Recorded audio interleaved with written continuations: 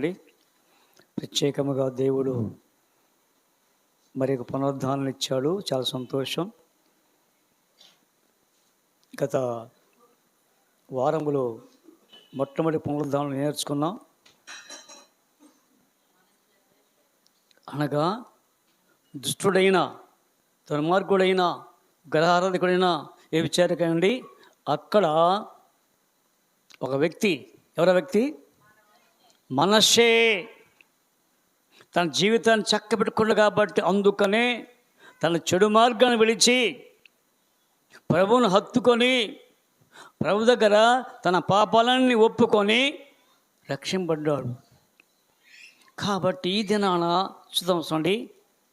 మనందరికీ తెలిసింది యోహాను సువార్త 3వ అధ్యాయము మొదలు నుంచి. యూదుల అధికారి అయిన నికోదేమను పరిశుద్ధుడు ఒకడు ఉండెను. చాలండి. ఇక్కడ నికోదేము పరిసయ్యుడు అంటే బోధ చేసేవాడు.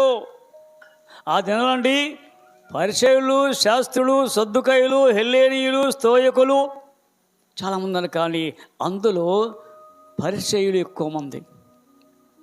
యూదుల అధికారి, అలాంటి అధికారి అని యేసుని గురించి విన్నాడట.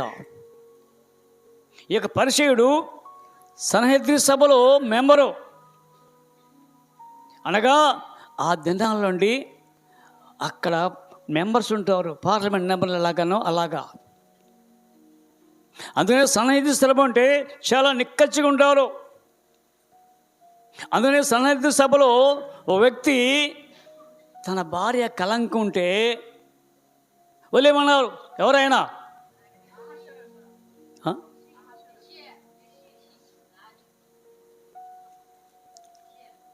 అండి జెస్సీ అంటే యెషయి ప్రవక్త కాదు, యెషయి దావీదు యొక్క తండ్రి. అయ్యా, నువ్వు సన్నిధి సభకు అర్హత లేదు, ఎందుకంటే ఆమె అన్యురాలను చేసుకున్నావు నువ్వు. ఎవరండి? ఆమె అన్ని రాళ్ళని చూసుకుంటానే మోయాబులను చూసుకుని ఉంటావు. ఎవరు? యెషయి అంటే మోయాబు సంతానము. ఎవరెవరో మోయాబు సంతానం అంటే రూతు సంతానం వచ్చిన వ్యక్తిని చేసుకున్నావు. కాబట్టి నీవు అర్హుడు కాదు సభకు.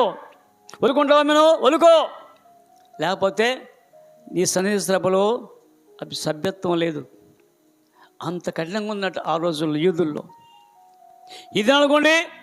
అందుకని అలాంటి కోపం చెందినవాడు ఈ యొక్క నికోదేము.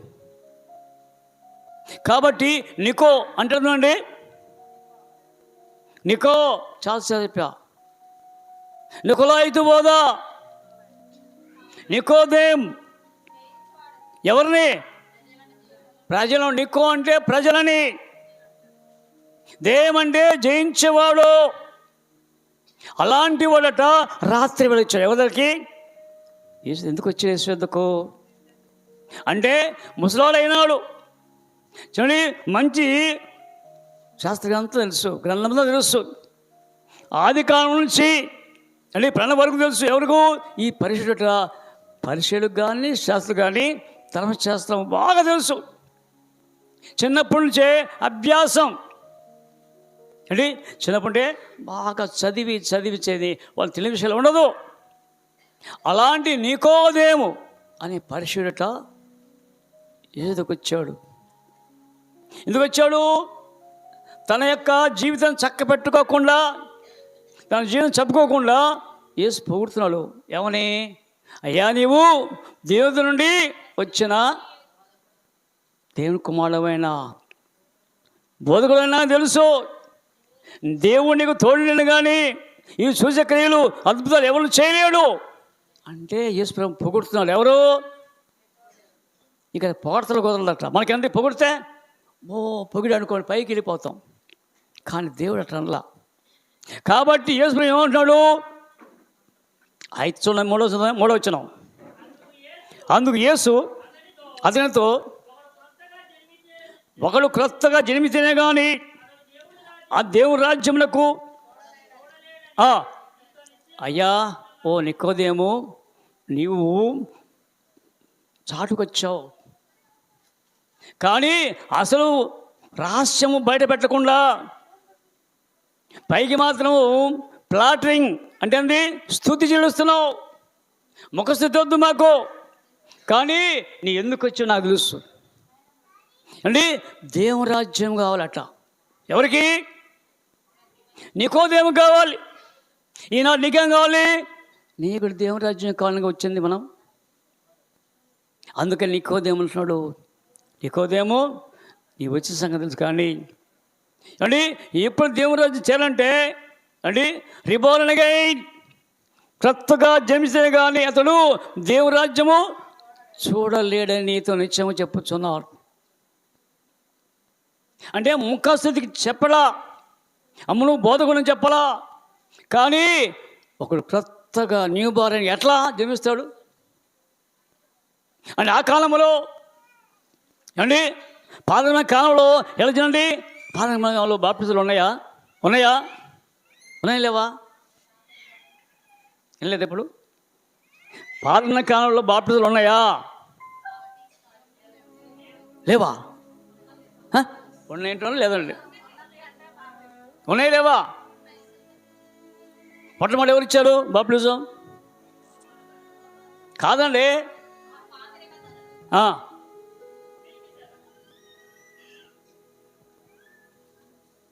తెలుసుకోవాలి మీరు అండి.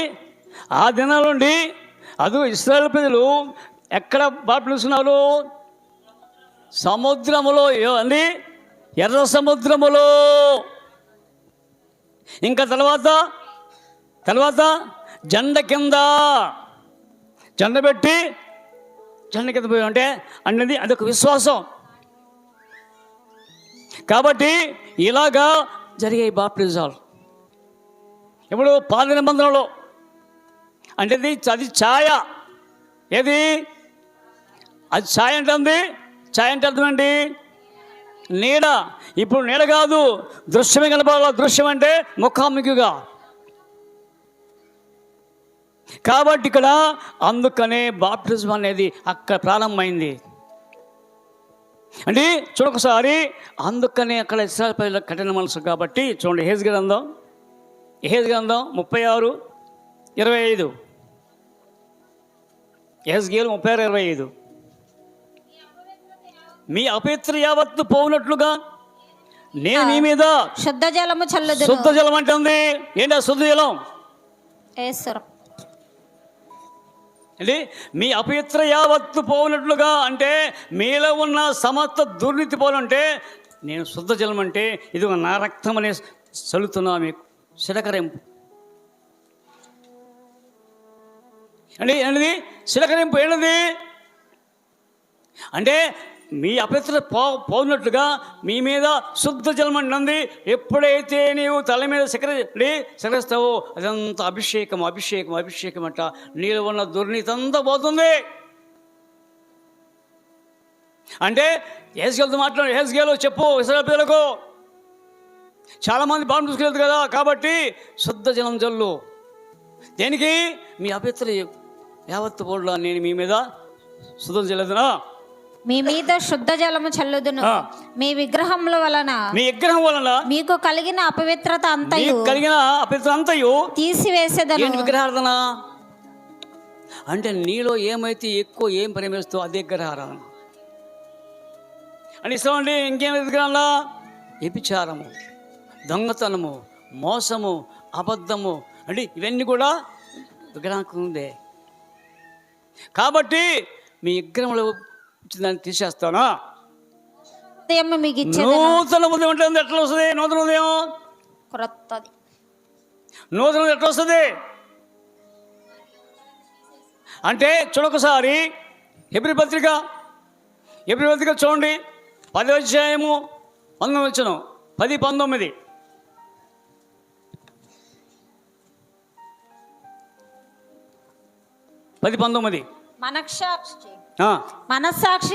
మనసాక్షి కంటుంది.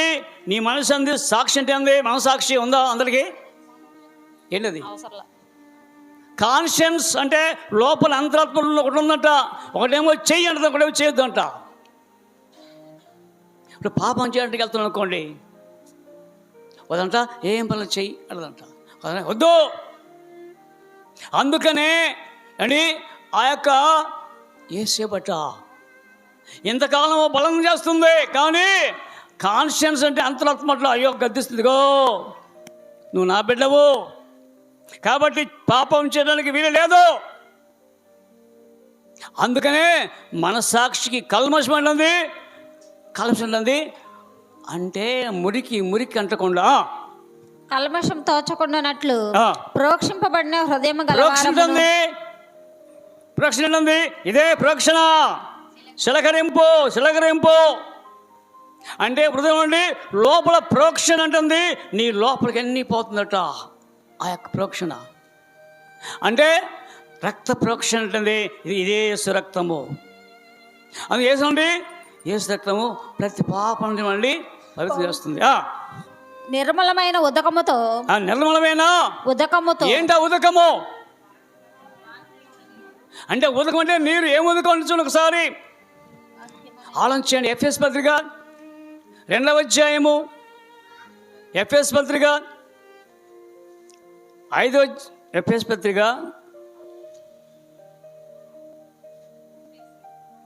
6వ అధ్యాయము 5:27. అటువలే క్రీస్తు కూడా సంఘమును ప్రేమించి అది కళంకమైనను. ఏంటది సంఘంలో ఒక ప్రతి సభ్యుడు అది కళంకమైనను, ముడత అంటే ఫోల్డింగ్ అంటే అంది. అయ్యా ఆ ఫోల్డింగ్ అంటే మడత. చూడండి చూడండి ఏంటది, అన్ని చూసినా కానీ చీర ఉప్పదీయలేదయ్యా అంటే ఏముంటుంది అక్కడ ఫోల్డింగ్లోనే ఏదో ఒక పోగుపోయి ఉంటుంది. అందుకే మడత అయినంటే ఏమి లేకుండా ముడత అయినను అట్టిది మరి ఏదైనను లేక పరిశుద్ధమైనదిగా, పరిశుద్ధము హోలీనెస్, పరిశుద్ధములు నిర్దోషమైనదిగా అంటే దోషము లేనిదిగాను, మహిమగల సంఘము రక్తం ఆయన రక్తం అట్లా నిర్దోషముగాను మహిమగల సంఘముగాను ఆయన తన ఎదుట దాన్ని నిలువబెట్టుకొనవలెనని వాక్యముతో ఉదక స్నానము చేత. వాక్యం అన్నది దేవుని యొక్క వాక్యం అనగా ఆయనే నీరు. అని వాక్యముతో అంటే ఎప్పుడు చదువుతావో అది నీలో ఉన్న సమస్త దుర్నీతి చేస్తుంది. వాక్యముతో ఉదక స్నానము చేత. ఉదకం అంటే నీరు. ఏ స్నానం అది? వాక్యము. ఆత్మసమైన స్నానము, శరీరసమైన స్నానం కాదు. శరీరస్నానం ఎన్నిసార్లు కాదు, కానీ నీ లోనికి వచ్చి నీ లోపల ఉన్న సమస్త దుర్నీతి కలుగుతున్న వాక్యం. అందుకనే అయ్యా నేను మీ మీద శుద్ధం చెల్లుదాం, మీ అవిత్ర యాత్ర పోనట్లుగా నేను మీ మీద శుద్ధ చెల్లుదాం. ఎందుకని అంటే ఏముందంట ఆ సోమ యెహెజ్కేలు 36:26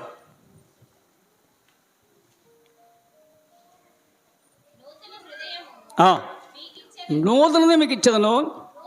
నూతన ఎప్పుడు స్వభావము, ఎప్పుడు నూతన సమయం వస్తుంది అంటే ఎప్పుడైతే కడగబడతావో అప్పుడు అరే కొత్తగా ఉండడం లేడు, ఇద్దరు మారిపోయినవి. ఏ స్వభావము? పాత స్వభావం కాదు. ఉదాహరణకు లాభాన్ని వేశ్య తన పాపాన్ని అంటే కడుక్కుంది, పాపాన్ని తీసేసుకొని దేవుని విశ్వాసం ఉంచింది. ఆమె బాబు తీసుకుందా లేదా? తీసుకుందా? చెప్పండి, మీకు తెలియదా? తీసుకుందా లేదా? తీసుకుందా? నమ్మింది అంతే. నమ్మింది. ఆ నమ్మడంలోనే నీకు నీతి అంటే అబ్రహాము నమ్మాడు, అదే దానికి నీతి అంటే ఉంది విశ్వాసము. కాబట్టి రహాబ్ అంటే వేగులు వారిని చేర్చుకున్నది అనగా యేసును చేర్చుకుంది. ఆయనే వీరు ఎవరు వేగులు అంటే ఎవరు అంటే తండ్రి కుమారు ఇద్దరు చేసుకొని ఉన్నది ఆమె యొక్క విమోచన కలిగింది. అందుకనే ఆమె యొక్క కిటికీ అండి ఎర్రైన తగురుదారము. అంటే విమోచన గుర్తు, విడుదల గుర్తు, పాపం నుంచి విడుదల కాబట్టి అందుకనే విమోచన. ఎవరికి? ఎవరైతే ఆయన తీసుకో వాళ్ళకి మాత్రమే. అందుకనే నూతన స్వభావం ఎప్పటి నుంచి నూతన స్వభావము? క్రొత్త స్వభావం అండి. ఎప్పుడైతే రాహాబాను వేసేట తన జీవితం చక్కబెట్టుకున్న తర్వాత ఆ యొక్క అండి ఆ యొక్క రాజు గారు అంటే ఏ రాజు? ఏ రాజు కాదు, ఏ రాజు అక్కడ? ఆ దేశం ఏ దేశం అండి? ఇరుకో రాజు ఉన్నట. ఆ ఇరుకో రాజు అంట, ఓ రాహాబు రా అంటే అయ్యా ఆ రాహాబు చచ్చిపోయింది. ఎప్పుడు ఆ రాహాబు అండి దేని చచ్చిపోయింది? పాపములు చచ్చిపోయింది. ఎందుకని? ఆమె తన జీవితాన్ని ప్రభు అంకితం చేసిన బట్టి ఇక ఆ రాహాబు ఏదో చచ్చిపోయిందండి. ఓహో, నువ్వు ఇదివరకు ఎట్టున్నావు నీ యొక్క తనము, నీవంట వేషవే. అలాంటి వేషవు ఇప్పుడు నీతిమంతులు లేవా? అయిందండి, అయిందా? ఒకసారి హెబ్రీ పత్రిక 11:31, హెబ్రీ 11:31 త్వరగా. విశ్వాసమును బట్టి రాహాబను వేశ్య వేగుల వారిని సమాధానముగా చేసుకోవడం వలన అవిధేయులతో పాటు, అవిధేయులు అంటే విధేయత లేని వాళ్ళతో పాటు నశింపకబండిది. అవిధేయత అంటే అయ్యో నేను మాత్రం విధేయత చెప్తున్నా, ఇదివరకు చేసేదానికి కానీ చేశాను, శరీరాన్ని దుష్కారం చేశాను, కానీ ఇప్పుడు మాత్రము నేను చేయను. అది తీర్మానం. అప్పుడండి ఏ శోభం అండి? నూతన శోభకి ఇచ్చాను. రాళ్ళ గుండె తీసేసి మేపుకు మాంసం గుండె అన్నది మెత్తగా ఉంటుంది. మళ్ళీ ఉందా రాతి కొండ? ఎవరన్నా ఉందా? మళ్ళీ ఉందా రాతి కొండ? ఉందా లేదా? చెప్పండి ఎవరు? రాతి కొండ ఉందా? చెప్పండి ఎవరు? ఉందా లేదా? అంటే యాడుందయ్యా? చూడు, రెస్టారెంట్ చూడు, కొండ చూడు, మెత్తగా ఉంటుంది కదా. మరి రాతికొండ ఎక్కడ ఉంది? ఏముంది అంటే ఎన్నిసార్లు గద్దించి లోబడిన వాడు హఠాత్తు అంటే ఎన్నిసార్లు అంటే అందుకనే కొండలాంటి బండలాంటి మొండి హృదయము మండించు, కొండలాంటి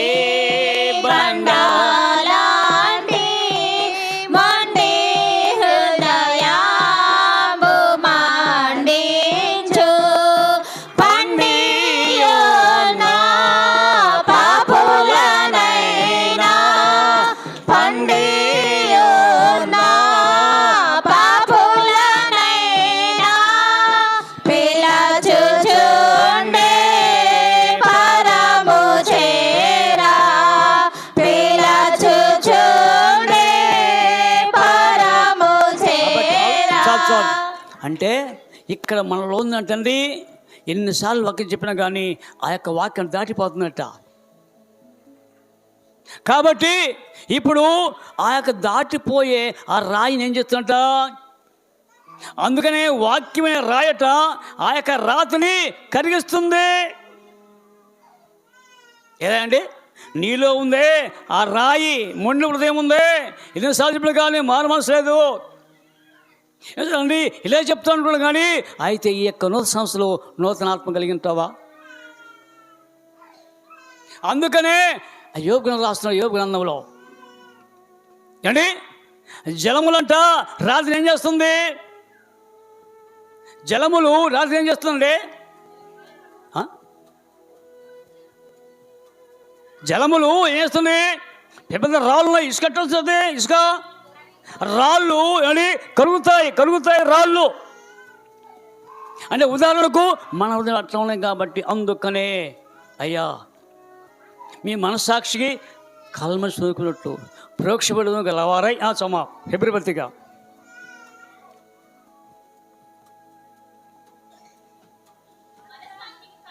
తోచకుండానట్లు ప్రోక్షింపబడిన హృదయం గలవారమును నిర్మలమైన ఉదకముతో, నిర్మలమైన అది పవిత్రమైనదంట. నిర్మలం అంటే పవిత్రమైన ఉదకం అంటే నీరు.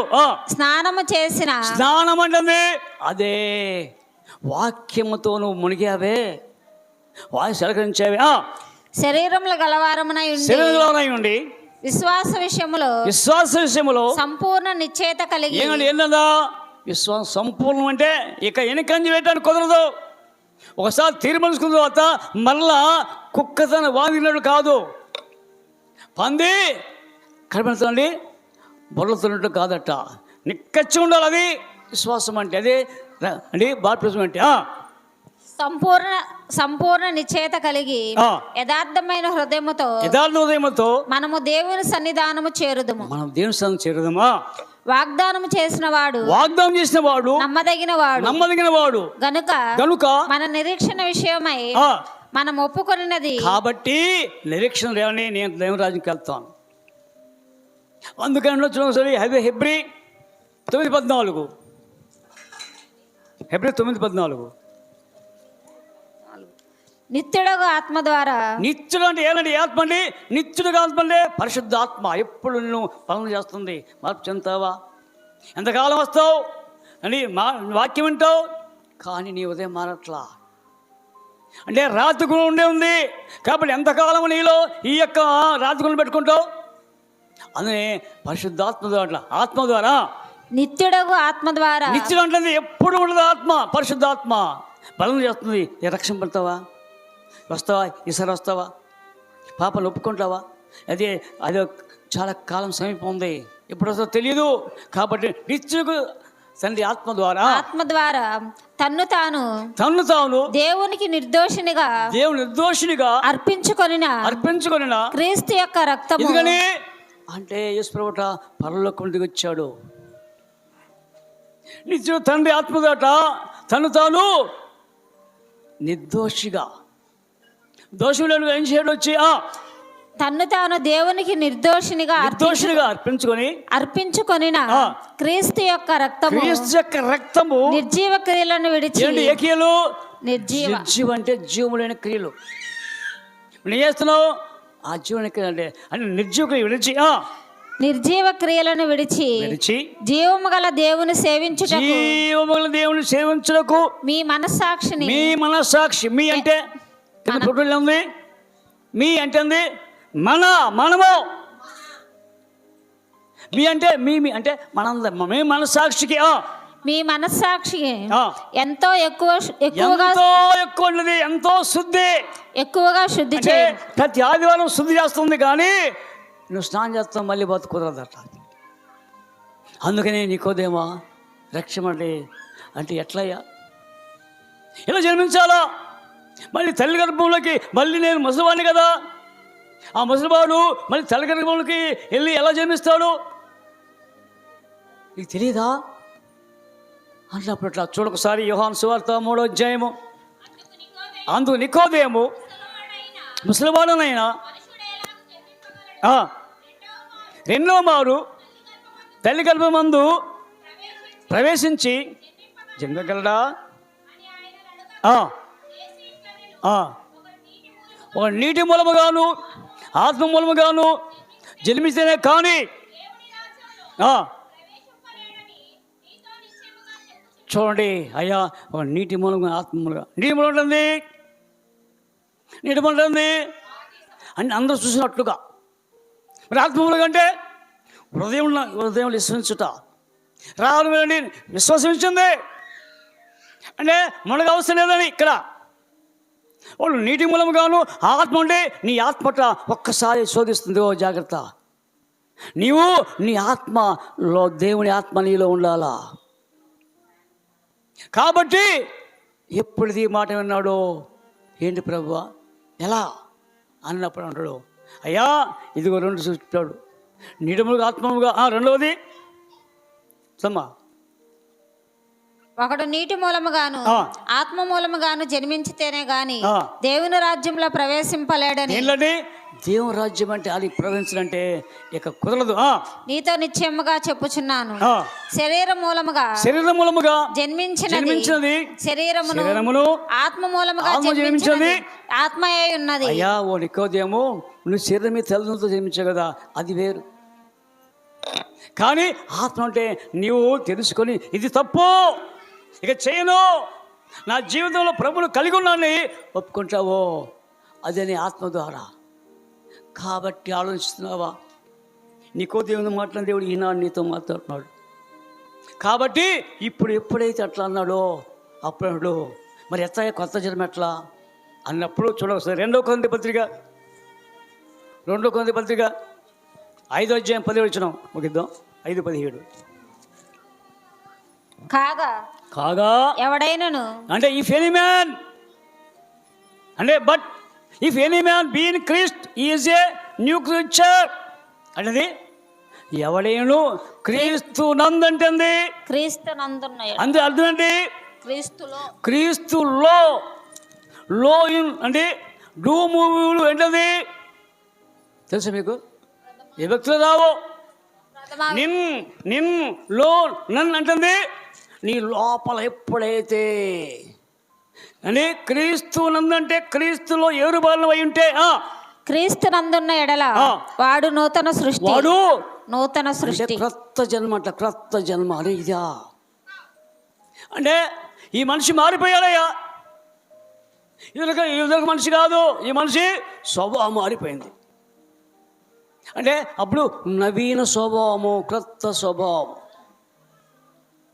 కాబట్టి అది ఏమంటే చూడండి, ఎఫ్ఎస్ పత్రిక 6వ అధ్యాయము 15 వచనం. గలతీ 6:15 గలతీ 6:15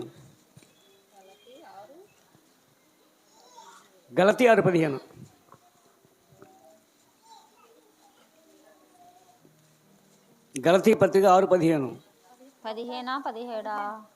15 శరీరము ఆత్మకును ఆత్మ శరీరమునకును విరోధముగా అపేక్షించును.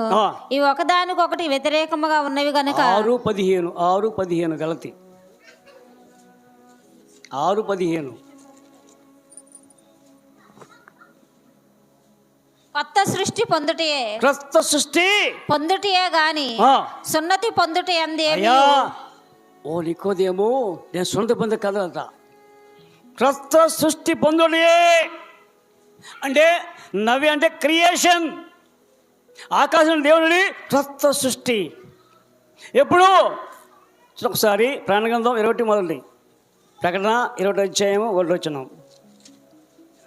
అంతటా నేను క్రొత్త ఆకాశమును క్రొత్త భూమిని చూచితిని. మొదటి ఆకాశము మొదటి భూమియు గతించిపోయెను, సముద్రమునే లేదు. మరియు నేను నూతనమైన యెరూషలేమును ఆ పరిశుద్ధ పట్టణమునకు తన భర్త కొరకు అలంకరింపబడిన పెండ్లి కుమార్తె వలె సిద్ధపడి. ఎప్పుడు నూతన సృష్టి అంటే పాతవి గతించిపోయినవి. అలానే ఇప్పుడున్న అంటే ఈ ఆకాశం భూమి అనేది పోతుంది, మళ్ళీ ఏమొస్తుంది? New creation. మళ్ళా క్రొత్త ఆకాశం క్రొత్త భూమి. అలాగే నీవు కూడా రక్షింపబడితే నీలోని నూతన సృష్టి. కాబట్టి ఈ వాక్యం నీకోదమట. అయ్యా ఇప్పుడు తన జీవితం చక్క పెట్టుకొని ప్రభువును అంగీకరించాలి. కాబట్టి అలాగనే మనం కూడా ఆయన రాజ్యం వారసుకోవాలండి. నూతన సృష్టి అయ్యావా? ఎప్పుడు ఎవడైనంటే ఎంత దుర్మార్గుడైనా కానీ, వ్యభిచారైనా కానీ, మోసగాడైనా కానీ, అంటే అక్రమమైన కానీ అంటే ఆయనట ఎవడైనానో విశ్వాసం చూస్తావా? వాడు నూతన సృష్టి. పాత గ్రహించ ఇదిగో సమస్తం క్రొత్త. అంటే ఇప్పుడు న్యూ మ్యాన్, న్యూ క్రియేషన్. కానీ ఆ రాజ్యం చూడాలంటే మరి నేమైందట, నీ కూడా మారాలగా. కొత్త రాజ్యంలోకి వెళ్ళాలంటే నీవండి రీబోర్న్ అగైన్. అందుకని దేవుడట ఇదిగో ఈ సమయాన్ని ఇస్తున్నాడు. ఆ సమయాన్ని పోనీయకుండా మనిషే ప్రాధేయపడ్డాడు, బతిలాడు. అయ్యా ఎంతగానో దేవుని మొరపెట్టుకున్నాడు, బతిమాలుకున్నాడు. అందుకని ఆయన మొర విని పాపం విడుదల చేసిన దేవుడు. అలాగే నీ మొర ఈ రోజున విని ఇక్కడ సాము చాలా ఆశ్రమైంది. ప్రస్తుతం తెలియదు, అన్ని దేశాలు కూడా అవుతున్నాయి. ఇజ్రాయెల్ కంటే ఒకటి అవుతుంది, 150 దేశాలు ఒకటి అవుతున్నాయి. కాబట్టి ఏమి జరుగుతుందో తెలియదు, కానీ మనం సంసిద్ధమై దేవుని రాజ్యానికి వారసులకు ప్రయాసపడదాం. దేవుమాలు దేనిస్తుగా ప్లాన్ చేసుకుందాం. కృప పనిలో తండ్రి మీకున్నారు. నీ కృప చేత ప్రేమ చేత నూతన జన్మ అంటే ప్రభా నేర్చుకున్నాం.